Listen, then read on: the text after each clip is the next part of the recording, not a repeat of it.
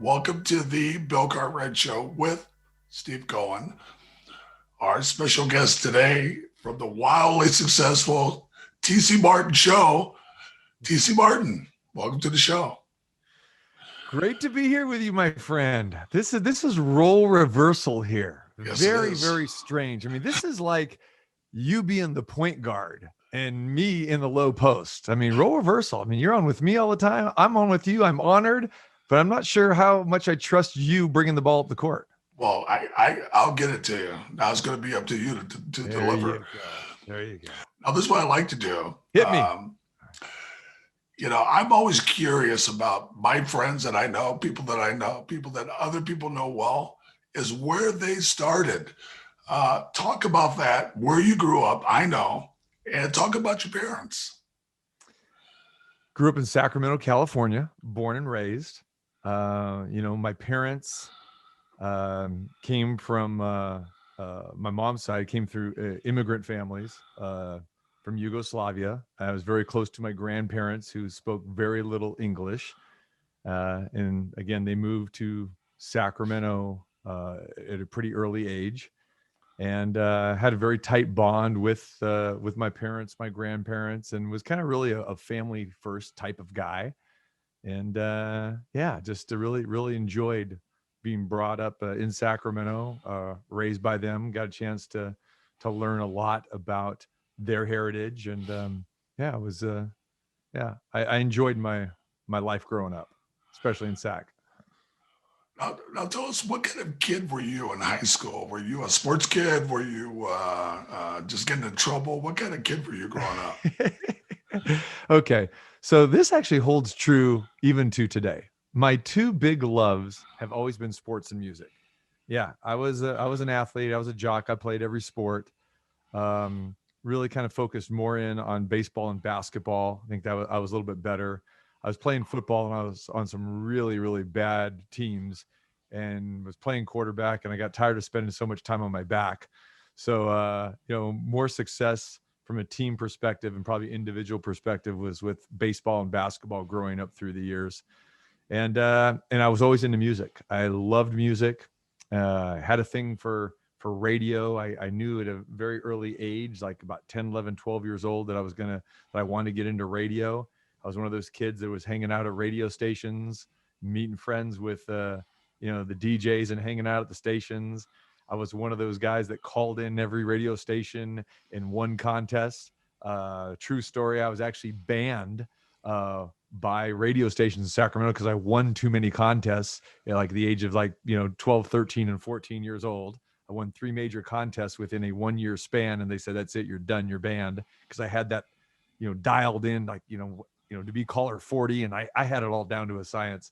But I started DJing when I was young, and I started DJing high school dances. So yeah, I was probably kind of the fun sports guy, music guy, the DJ, the cool cocky kid, when I was in high school. So yeah, that was me. Well, talk a little bit about that. Talk about what you did after high school, and talk about that DJing, because that's not normal. Yeah, I started DJing my own high school dances, like when I was 15, 16, and my parents bought me, the speakers and the equipment, the turntables and all that sort of thing. And so I went into the DJ business at a very early age. And I went to school at Cosumnes River College, which had a great communications program. It was one of the best communications programs, believe it, in the country. And Sac State had a pretty good one as well too. But I opted to go to Cosumnes just because I did a lot of research and found out that, wow, I mean, they had their own, college campus radio station, had some great professors there, and I loved my time there. And at that point in time, I was a program director.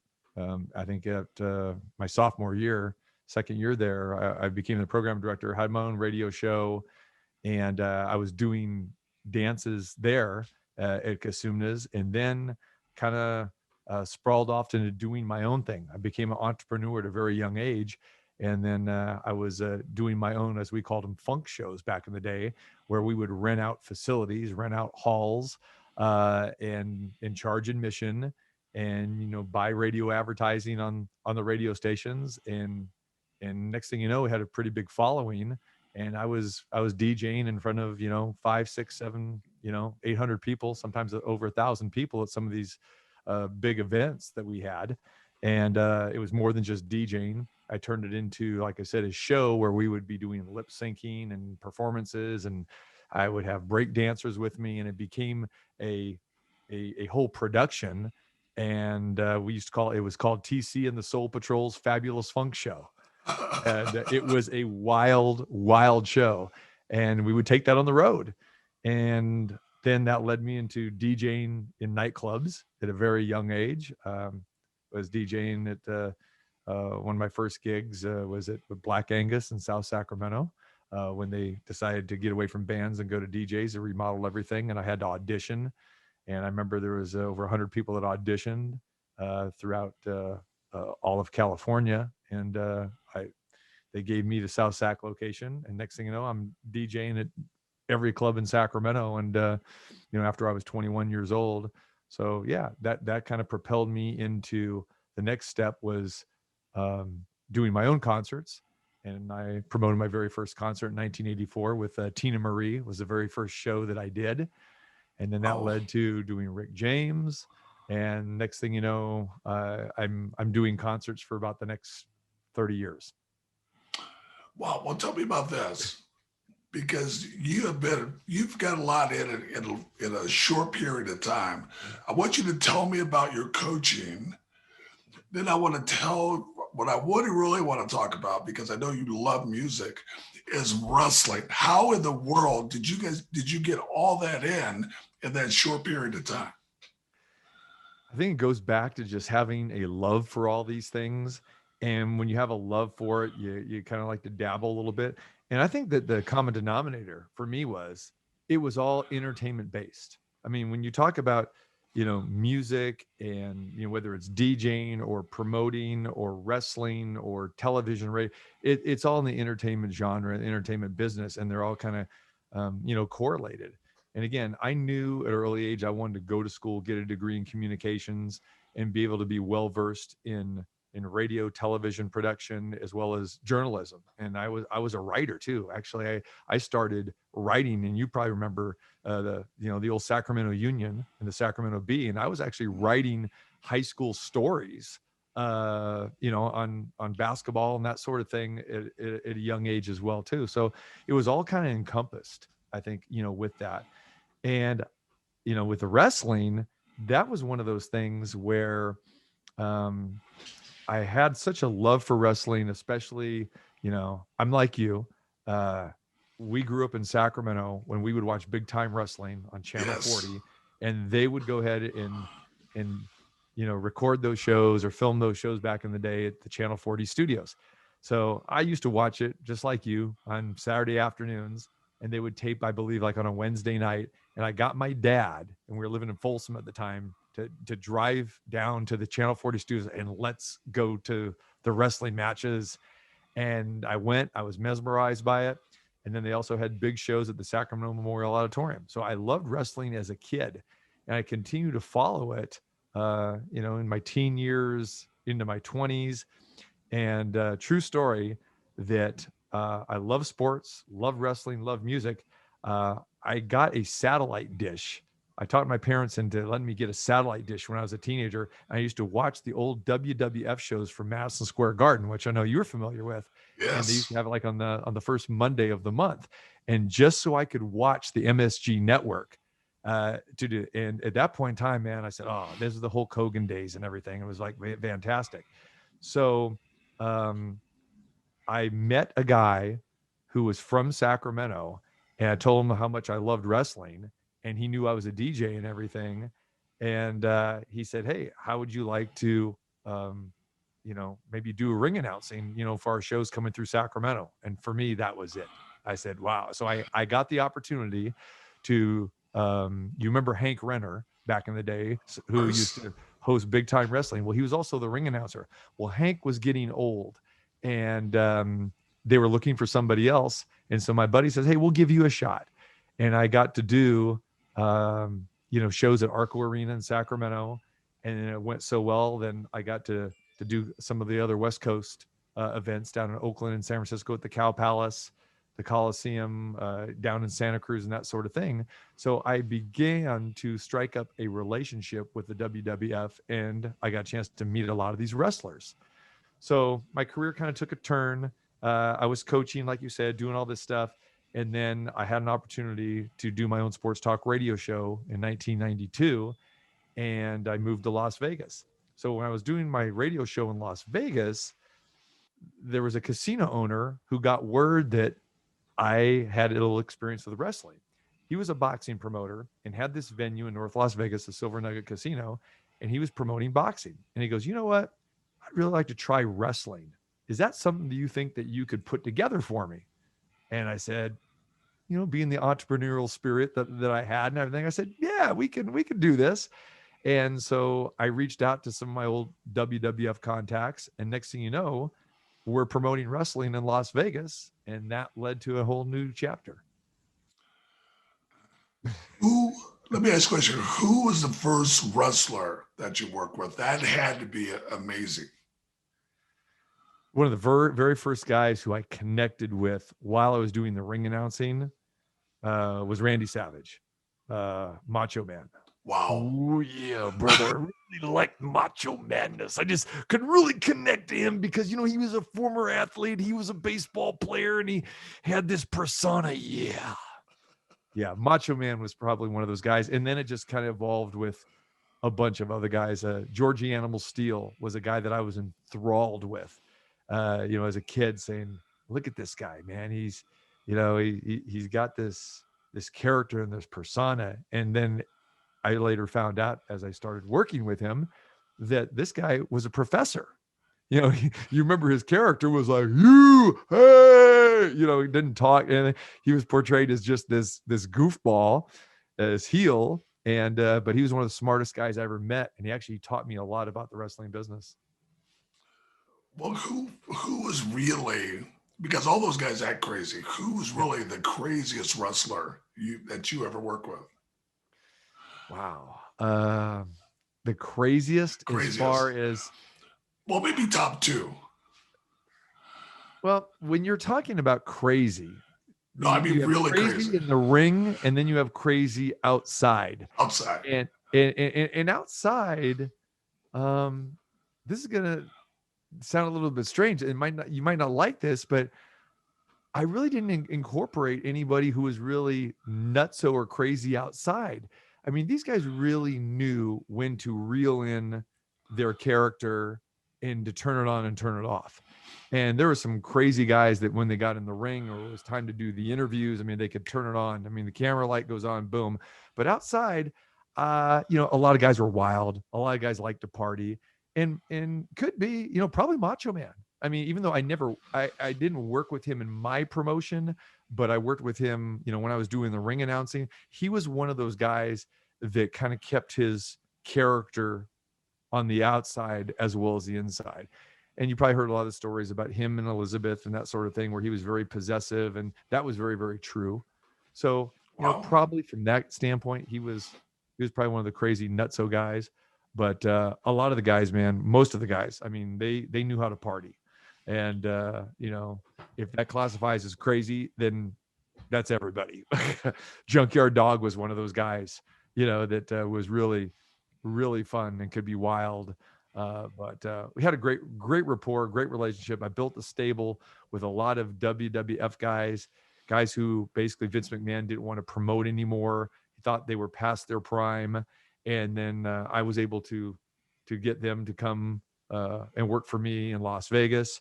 And then the promotion went so good in Las Vegas, being from Sacramento and knowing the wrestling history there. Then we also, promoted in Sacramento at Memorial Auditorium. And that was very meaningful for me as a kid to bring wrestling back, as an adult, to bring wrestling back, because wrestling had gone dormant for, probably 15, 20 years, and to the places where I used to go and used to go, and our parents used to take us to Memorial Auditorium, and now be kind of the guy to bring wrestling back to that venue is pretty, pretty special. TC, why did wrestling impact you so much, and why do you think it is such a good form of entertainment, and why is it important for you to bring it back to more people? You know, it has its detractors, but what makes it such a great art form in your opinion? Well, I'll say this, Steve. I don't feel the same about wrestling today as I did, then. Then I was enthralled with the crowds, the characters, the storylines. And back in those days, see, I'm a traditionalist and I love sport. And I really viewed wrestling as being a sport, even though that we knew that it was predetermined. And back in those days, you got to remember, everything was hush hush about that. Kayfabe is the term they use in wrestling, which is, you don't break character. No one's supposed to know that it's quote unquote fake or that sort of thing. And I love the way they portrayed it as it was real. And, I loved boxing as well too, and got involved in boxing later as well too. And to me, wrestling and boxing, the way they treated it, that march down, coming from the locker room to the ring, in boxing and wrestling, to me, there was nothing more electric than being in, say, Madison Square Garden, or whether it was Arco Arena or here in Las Vegas, the MGM Grand Garden, when you've got a world championship wrestling match or world championship boxing match. And, back in those days, I mean, everybody took their craft so serious, and it was portrayed basically like an entertainment sporting event.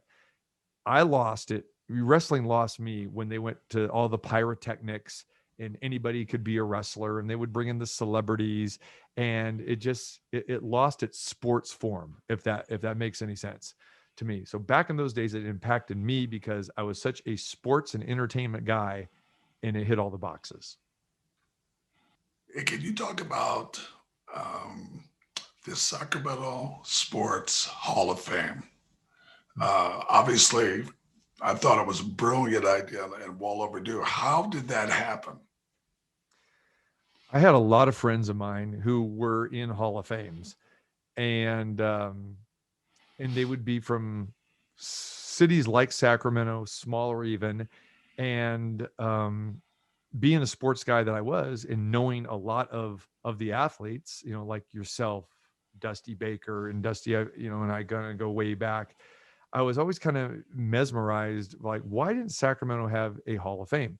I think what really kind of got my mind going, when I moved to Vegas, I was asked to participate in the Southern Nevada Sports Hall of Fame here. So I got a chance to go attend these events, and I saw how it was done. And again, being that entrepreneur that I was, being a concert promoter and an organizer and a concert promoter, I just kind of looked at all this. I'm going, I think there's something missing here. And I saw the way these other guys were doing it. I saw my friends getting inducted in some of these other Hall of Fames.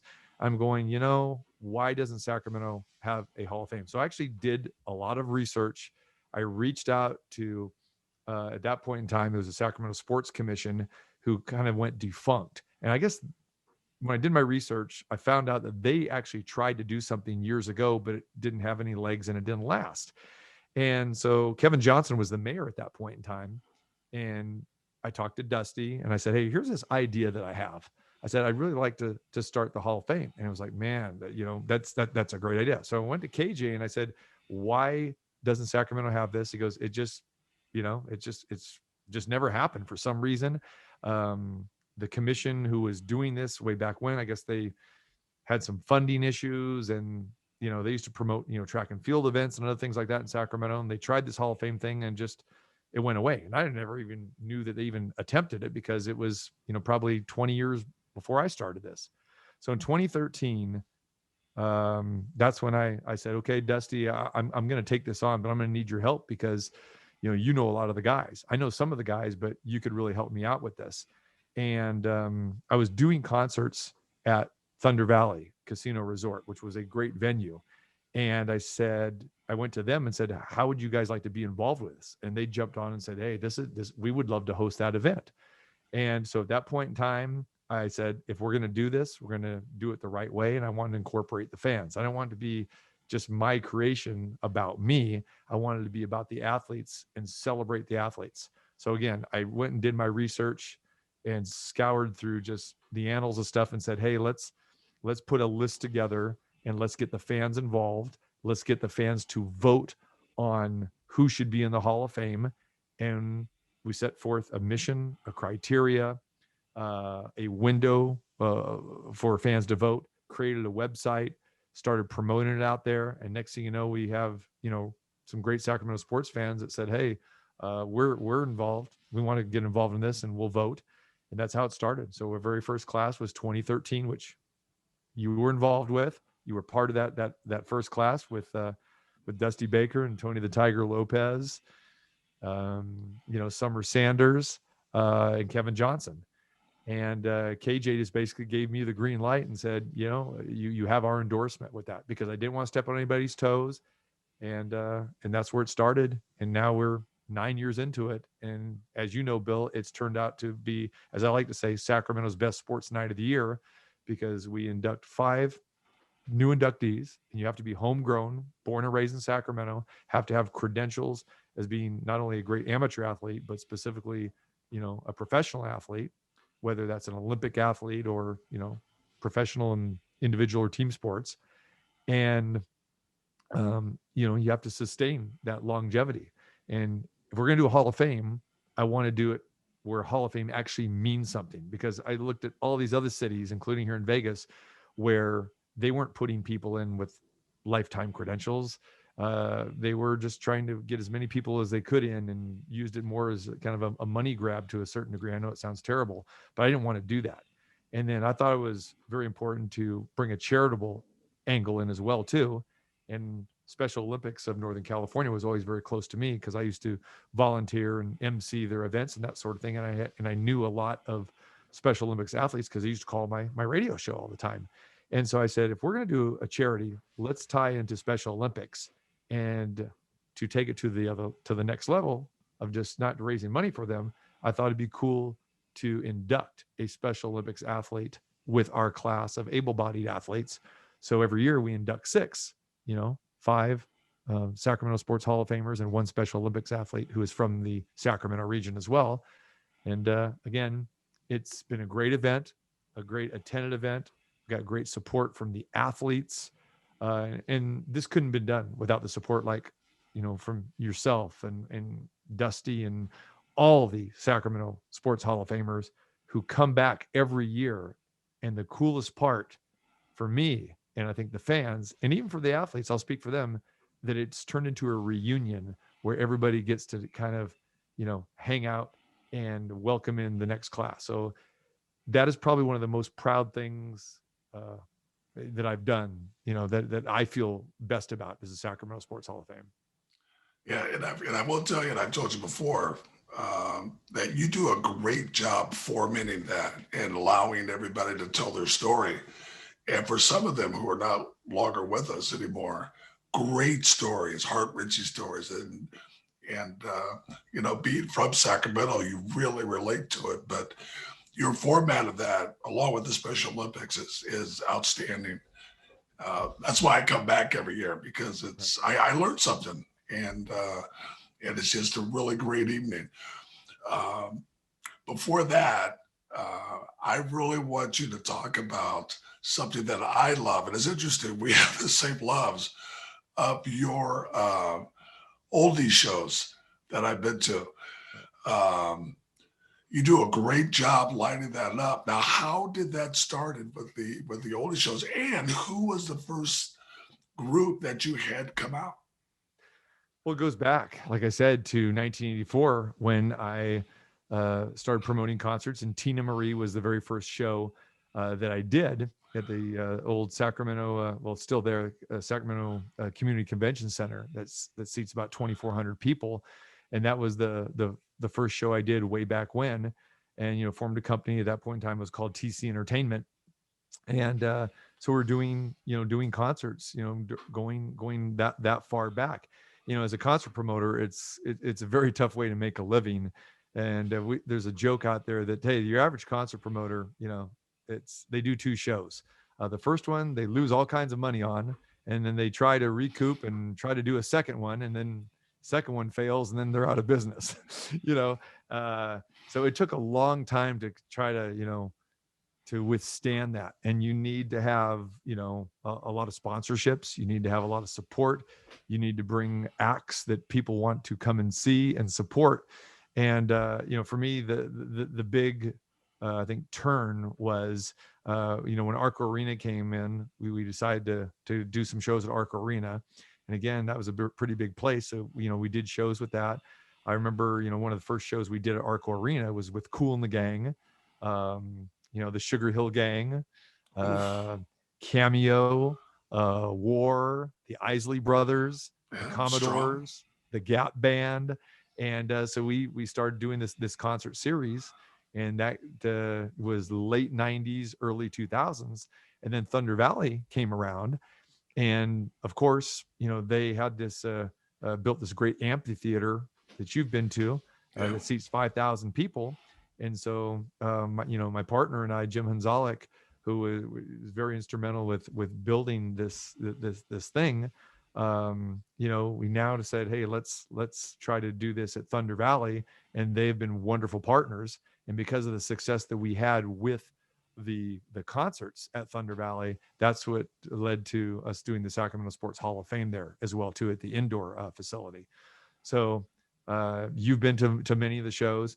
You like to call them oldie shows, but what's funny about that is I've always had that love for the music of the 70s and the 80s, and even go back to the 60s. But as you're, so like I said, first concert I did in 1984 was Tina Marie. Followed that up with Rick James and Confunction at the Sacramento Memorial Auditorium.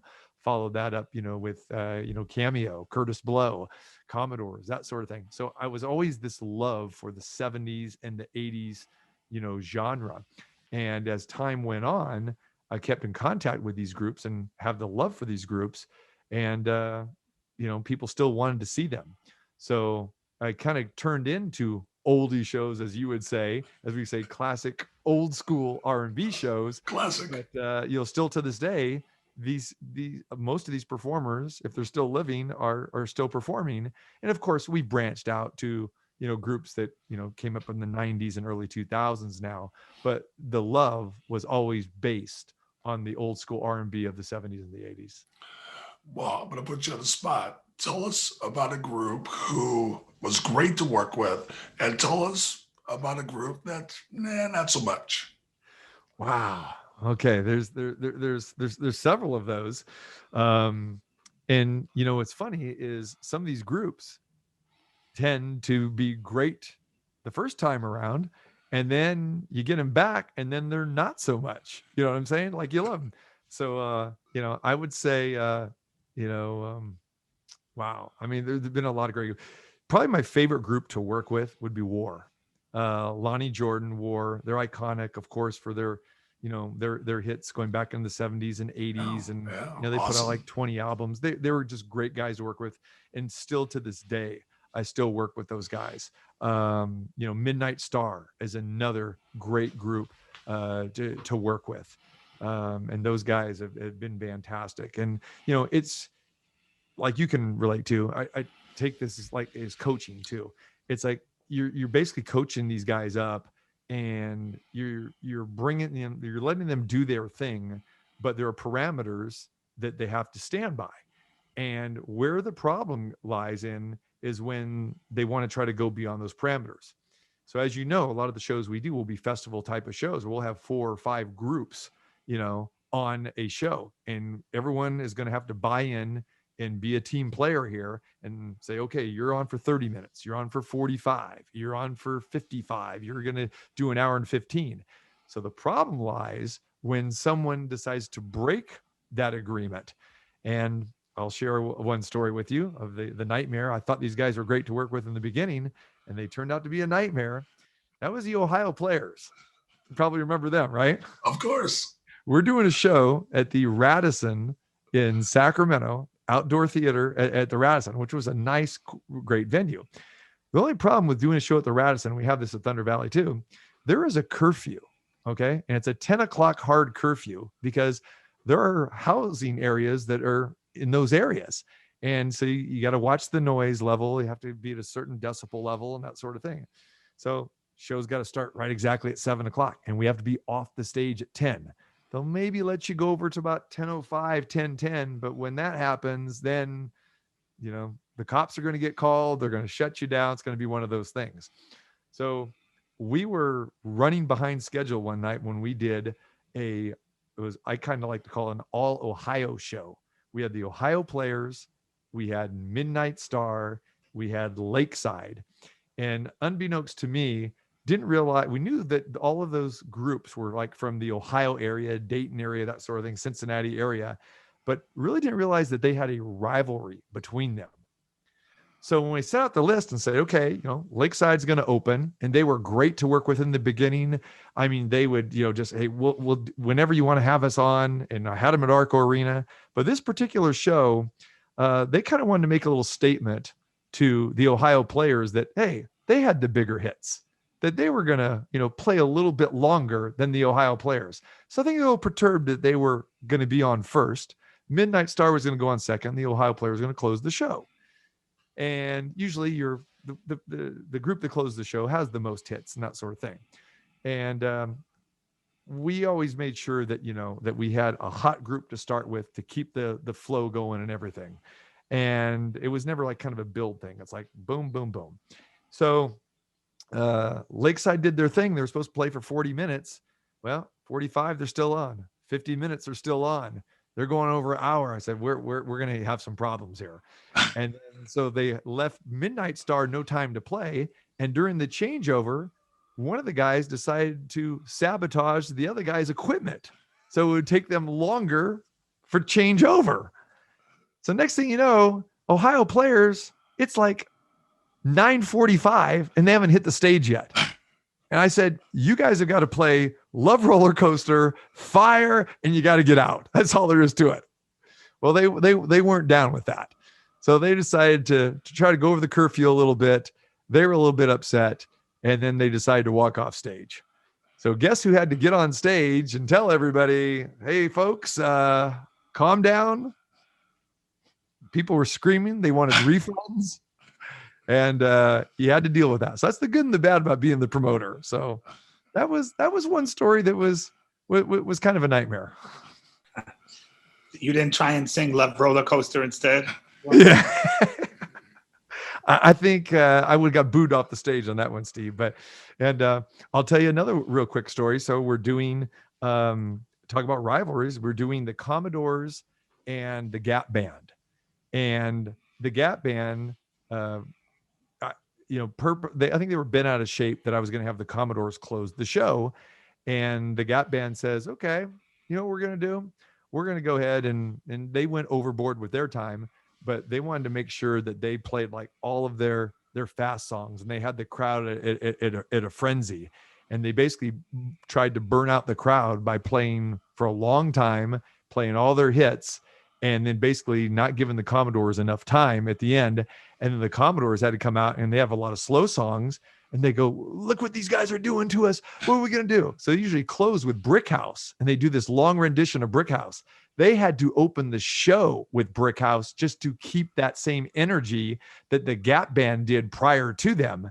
And the Gap Band walked off the stage and was like, take that, guys. Good luck with that. And true story, about 40 minutes into the show, people started leaving the building. Oh, no. Because when the Commodores started getting into their slow songs, people were burned out. Wow. The rivalries between these groups is pretty incredible.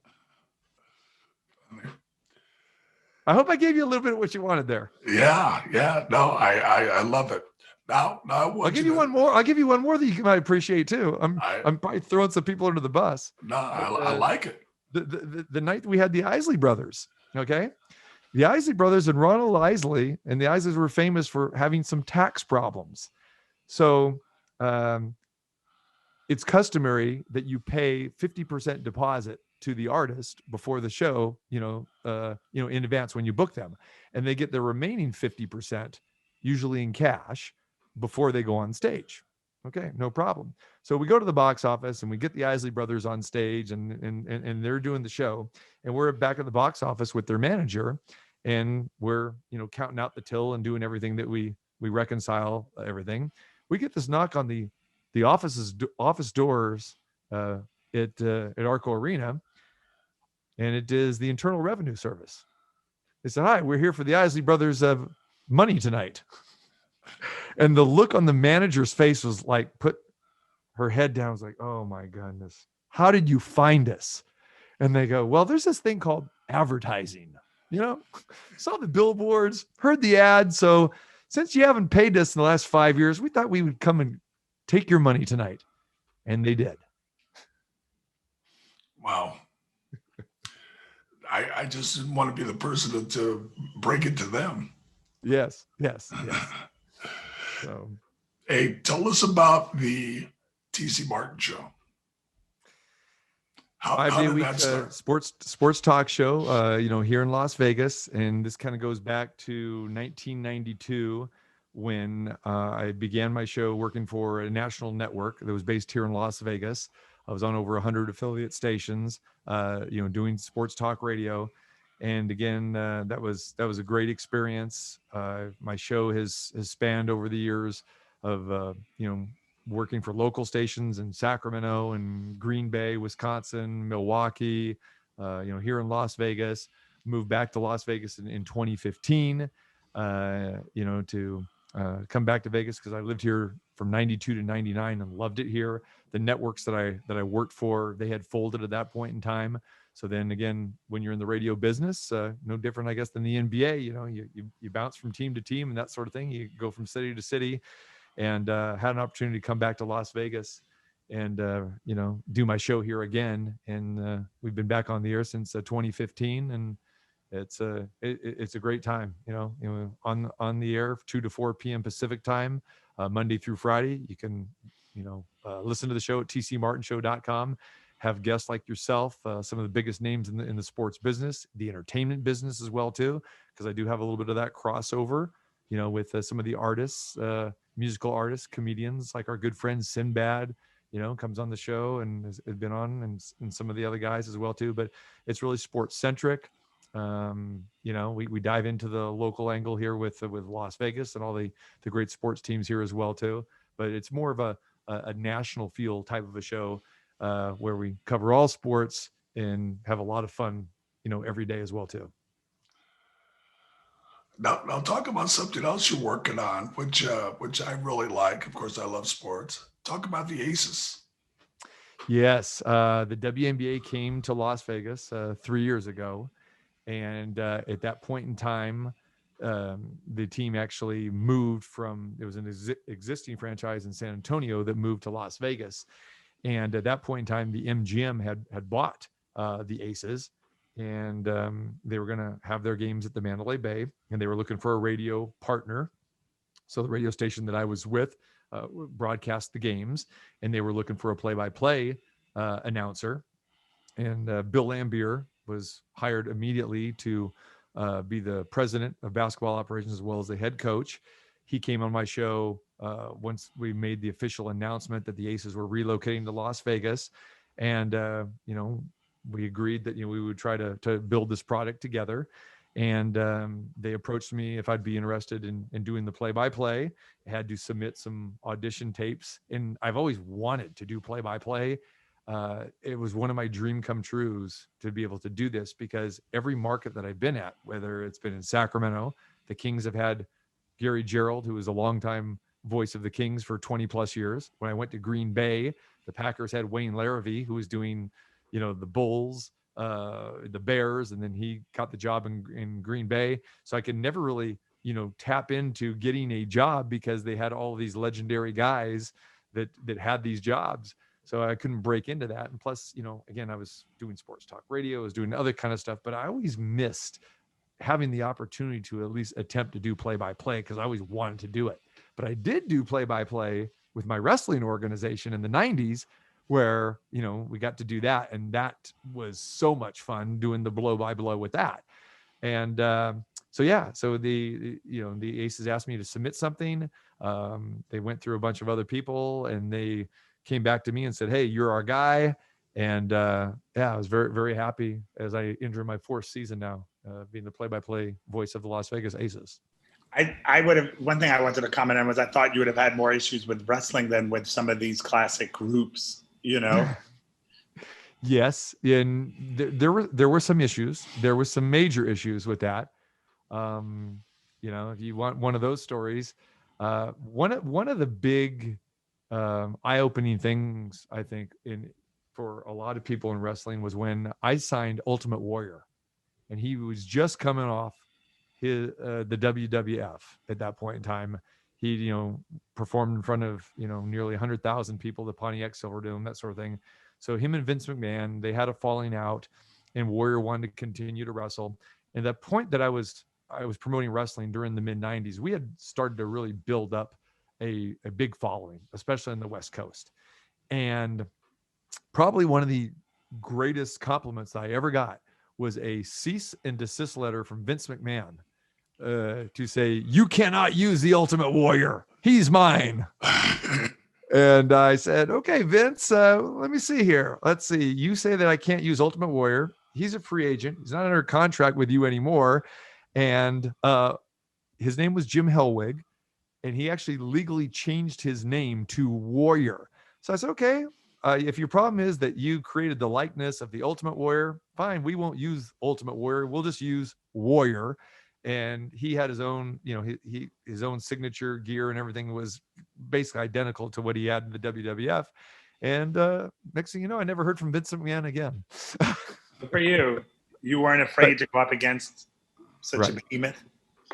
I wasn't, because we had built something where, we had guys like the Junkyard Dog, Jake the Snake Roberts, Jim the Anvil Neihart, Cactus Jack, Sabu, Rob Van Dam, all of these guys. And then we built our own guys. We had a local wrestling, school that Jesse Hernandez ran in San Bernardino. And so we would build our own guys. So we got to go ahead and obviously utilize a lot of the old WWF guys who I felt still had plenty left in the tank, but Vince didn't want to use them anymore. So these guys were basically free agents, and they would wrestle for different independent organizations, but they all loved coming to Vegas. They loved the way they were treated. Real similar to Bill, the way the Hall of Fame, the way we do things with the Hall of Fame was very well run, very well organized, and the wrestlers just bought into it. I mean, who didn't want to come to Vegas, get paid pretty well, stayed in nice hotels, get fed, and be able to, be part of something special, as we start up this territory in the mid 90s in Las Vegas. So one after another would reach out to me and say, "Hey, I hear what you got going out there. Can I come?" And we built this great roster. That led to us to doing a weekly television show. Again, with my mind going back to what Vince McMahon did, WWF, what Big Time Wrestling did with Hank Renner back in the days. You had to have a weekly television show to support your live shows. So what we would do, we would have shows once a month. We'd do about 12 matches, and then we would video all those. And then we would break those, up into, like say 3-4 matches a week for the TV show. That way we could tell the story, and it rolled perfectly. And that's the way the wrestling business went, back then. And it was great to have these great superstars, the Honky Tonk Man. And in the very first day that we made the announcement that we had Ultimate Warrior, we had him come in. We had Honky Tonk in the middle of the ring, and they had fought for the Intercontinental Championship before in the WWF. So the first match for the Warrior was going to be against Honky Tonk Man. When we announced that, we sold out in about 15 minutes. Wow. Yeah. So it was some great times, some great stories, but yeah, there were some issues with Ultimate Warrior, to be very honest with you, Steve, that he was a hard guy to deal with. And people had warned me. He said, "Watch out for this guy because, he could be a problem." And we were great because he bought into what we were doing so much so that he wanted to become, part owner, of the NWC, my organization that we were doing there. And it made a lot of sense for me because if I could give this guy a small piece of the company and then, not have to pay him, an exorbitant amount of money to wrestle, because he was commanding, a pretty large amount at that point in time, but it made sense because we knew with his name that he was going to draw and everything else that we were doing there. What you had to be careful was that some of the other guys didn't resent, Warrior being involved in the promotion, but, we handled it very, very well. He was great, as far as doing the promos and everything. He was starting to launch a wrestling school himself. So that was part of the give and take, that we would advertise his wrestling school and try to help him build out as well too. He, then had some health problems, that sort of thing, and had some mental issues as well too.